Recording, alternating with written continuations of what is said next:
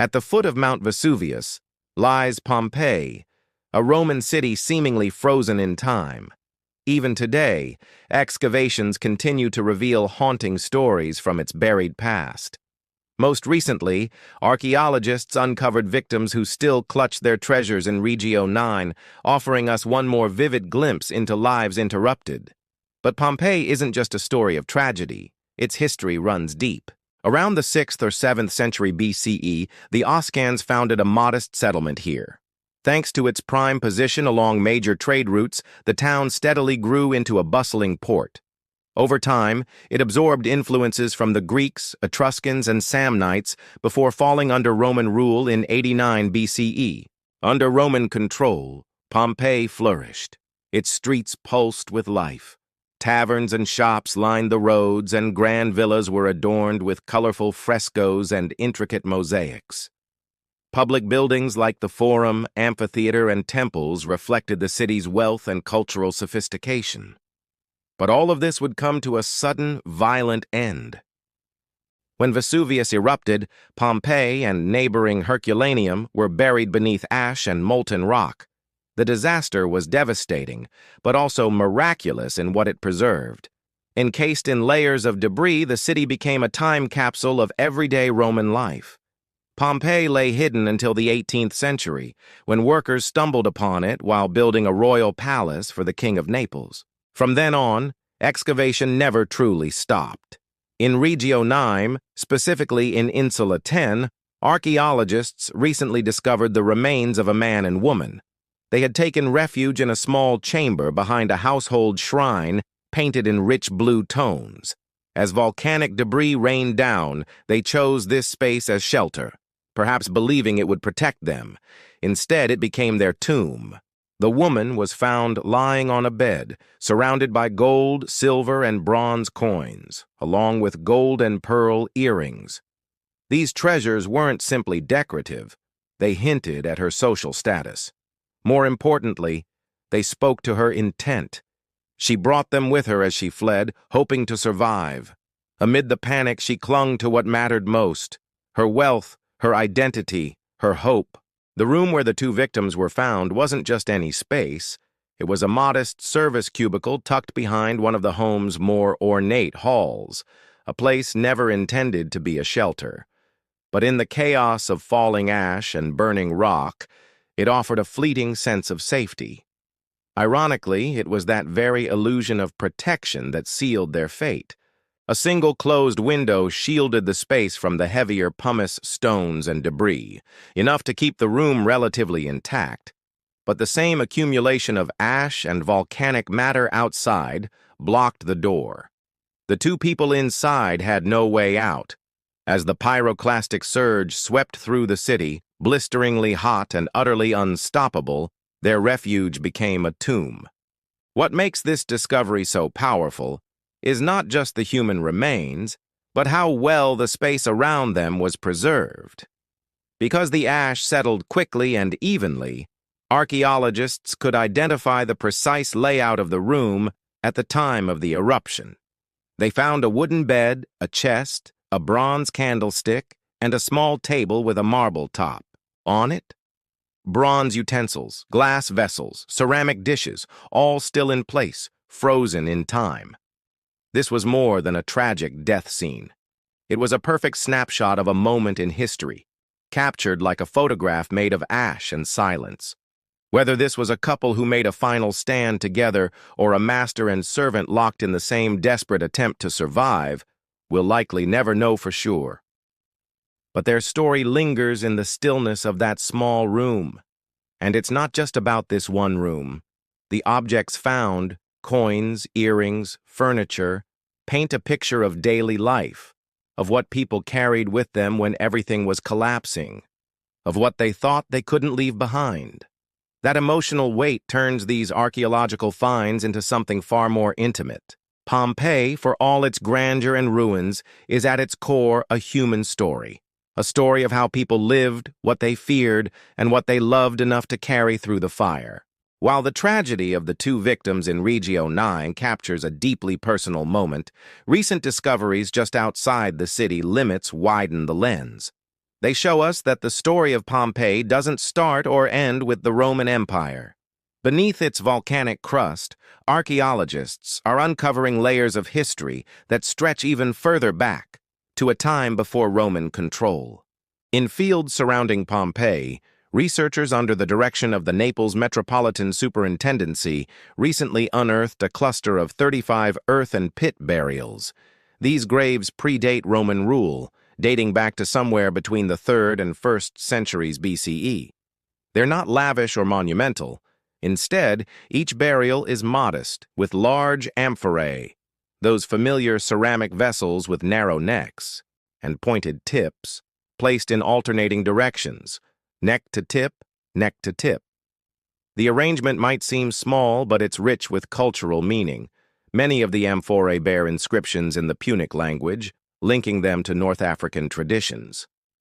That suggests that even before Rome arrived, this region was a crossroads, shaped by diverse peoples and beliefs. And it doesn't stop there. Alongside the skeletal remains, archaeologists discovered a scattering of small personal items, ceramic bottles used to hold perfume or oil, called unguentaria, and a handful of coins. These aren't just trinkets. They tell us how these people honored the dead, what mattered to them in life, and what they believed carried over into the next world. Then there's the canal. In what might have once been a waterway or a refuse ditch, researchers found hundreds of fragments, broken tiles, burned wood, bits of ceramic. Among them were massive storage vessels called dolia and stone columns shaped from volcanic rock. Some tiles were even stamped with inscriptions in the Oscan language, evidence of the region's native Italic culture before Romanization. But one find stands out above the rest, a carved stone head made from gray Campanian tufa. It depicts a woman's face, still bearing traces of red paint. That touch of color surviving across millennia is rare. It's not just a sculpture. It's a voice from a forgotten era, reminding us that art and identity flourished here long before the empire's marble and mosaics took center stage. All of these artifacts, burials, vessels, inscriptions, even the canal itself, point to one thing: Pompeii's pre-Roman history was just as vibrant and complex as what followed. These were not empty lands waiting for civilization to arrive. They were alive with trade, belief, and local traditions. It's easy to think of Pompeii as a city frozen in one moment of time. But in reality, it's a city layered with centuries of life, some of it hidden so deep beneath the ash that only now are we beginning to uncover it. Digging deeper into the timeline, another pivotal chapter of Pompeii's past comes into view, a chapter marked by conflict and transformation. This was the era of the Social War, a brutal civil conflict that unfolded between Rome and its Italian allies, including Pompeii, around 91 to 87 BCE. The cause? Rome's allies, who had fought alongside them for decades, wanted full Roman citizenship. But Rome resisted. Tensions boiled over, and the Italian allies, including the people of Pompeii, rebelled. The result was a fierce multi-year war that reshaped the political landscape of the Republic. Pompeii didn't come out of it unscathed. After Sulla, Rome's victorious general, crushed the resistance, the city was absorbed into the Roman state. It was transformed into a colony and renamed Colonia Cornelia Veneria Pompeianorum. With that new title came a major shift. An influx of Roman veterans, a new administrative system, and architectural changes that began to overwrite earlier local traditions. It's likely that the canal unearthed outside the city, where so many pre-Roman artifacts have been found, was built in the immediate aftermath of this war. Possibly part of Sulla's reconstruction efforts, it might have been intended to redirect water, drain fields, or serve industrial functions. But as with much in Pompeii, even something as functional as a canal became an accidental time capsule.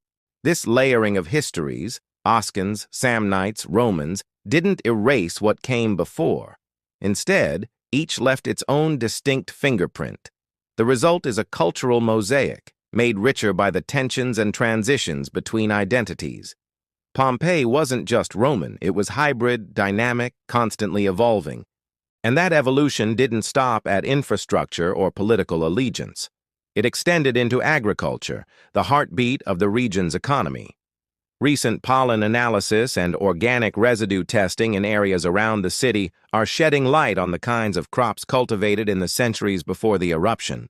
Early results point to the presence of perennial plants like artichokes, along with a wider variety of vegetables that likely fed the city's diverse population.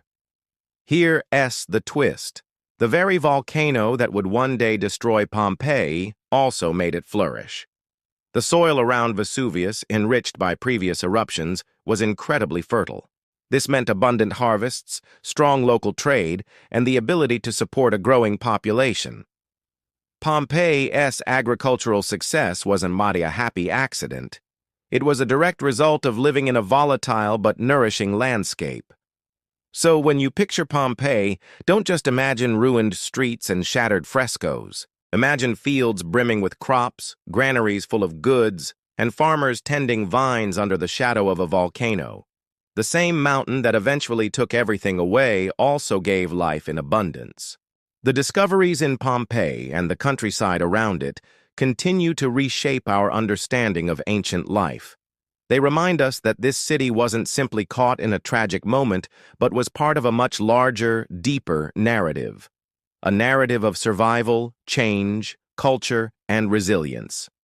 The intimate details, the gold earrings still resting near their owner, the scattered coins, the preserved furniture, each tell us about human priorities when time runs out.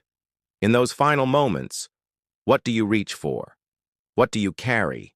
It's not just about wealth. It's about identity, memory, hope. And outside the city walls, the pre-Roman burials and Oscan inscriptions challenge the idea that Pompeii was purely a Roman marvel. It was a mosaic of civilizations, shaped by trade, migration, war, and faith. Every shard of pottery, every carved stone, every buried amphora. These are not just remnants. They are voices. Thanks to ongoing efforts and major investments from the Italian government, excavations are ramping up. With each layer peeled back, archaeologists are not just finding objects. They're finding stories. Stories that expand what we thought we knew and bring us closer to the lives lived beneath layers of ash and centuries of silence. Pompeii, in many ways, is still alive. It teaches us. It humbles us. It reminds us of how fleeting our cities, our monuments, even our memories can be, and how sometimes, by chance or by ash, those memories endure. So if this journey through Pompeii's buried heart stirred something in you, don't stop here. Like, share, and subscribe for more stories from the ancient world. There's always another mystery waiting just beneath the surface. And until next time, keep digging, keep wondering, keep asking what else history has yet to reveal.